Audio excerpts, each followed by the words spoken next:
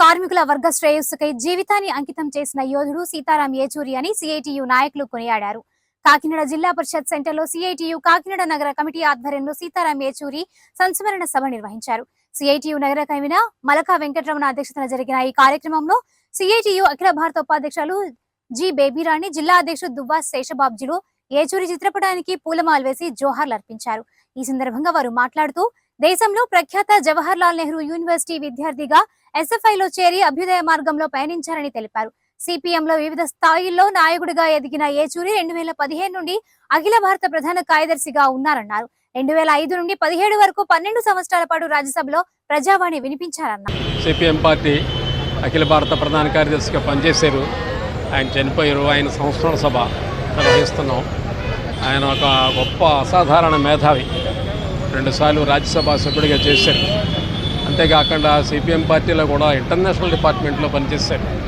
అనేక దేశాలు పర్యటించారు. ఆయన చాలా భాషలు మాట్లాడగలరు. భారతదేశంలో కూడా ఏ రాష్ట్రం వెళ్తే ఆ రాష్ట్రం భాషలో మాట్లాడతారు ఆయన. అదే ఆయన ప్రత్యేకత. అర్థశాస్త్రం మీద, కళల మీద, సంగీతం మీద, రాజకీయాల మీద అనేక పుస్తకాలు రాశారు.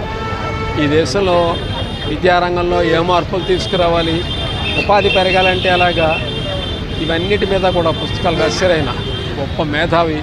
ఇలాంటి గొప్ప మేధావి ఆయన తెలుగువాడు, తూర్పుగోదావరి జిల్లా వారు, స్వయంగా కాకినాడ నివాసి. ఇలా చెప్పుకోవడానికి మనం అందరం కూడా గర్వపడాలి. కొందరు మిత్రుల నుండి ఒక సూచన వచ్చింది. అంత అఖిల భారత స్థాయికి వెళ్ళినటువంటి సీతారాం ఏచూరి ఆయన పేరు మీదుగా ఈ జిల్లాలో ఏదైనా ఒక ఏర్పాటు జరగాలి, దేనికైనా ఒక పేరు పెట్టాలి అని చెప్పి ఒక సూచన వచ్చింది. ఈ విషయం మీద మేము స్థానికంగా ఉన్న శాసనసభ్యుల్ని, పార్లమెంటు సభ్యులను కూడా కలుస్తాం. వారు కూడా సానుకూలంగా స్పందిస్తారని చెప్పి ఆశిస్తూ సెలవు తీసుకుంటున్నాం. సీతారాం ఏచూరి గారు భారత కమ్యూనిస్ట్ పార్టీ మార్క్సిస్టు జాతీయ ప్రధాన కార్యదర్శి. ఆయన ఈ నెల 12వ తేదీన అనారోగ్యంతో ఢిల్లీలో హాస్పిటల్లో మరణించడం అనేది జరిగింది. ఇది కార్మికోద్యమానికి తీరినటువంటి లోటు. ఈ దేశంలో ఉన్నటువంటి ఆకలి దరిద్రంతో విలువలాడుతున్నటువంటి ప్రజానికం కానీ, అలాగే మొత్తం శ్రామిక లోకానికే ఇది పెద్ద షాక్గా అయినటువంటి పరిస్థితి ఉంది. ఆయన జీవితాంతం ఈ సమాజం మారాలి, అలాగే మతోన్మాదం నశించాలి, మహిళలకి స్వేచ్ఛ కావాలి, మహిళా హక్కులు అన్నీ కాపాడబడాలని చెప్పేసి, అలాగే కార్మికులకి కనీస వేతనాలు కావాలని చెప్పి, అలాగే విద్యార్థులకి శాస్త్రీయ విద్య అనేది కావాలని చెప్పేసి ఆయన 50 సంవత్సరాల పాటు అలుపెరగనటువంటి పోరాటం చేసినటువంటి మహానాయకుడు.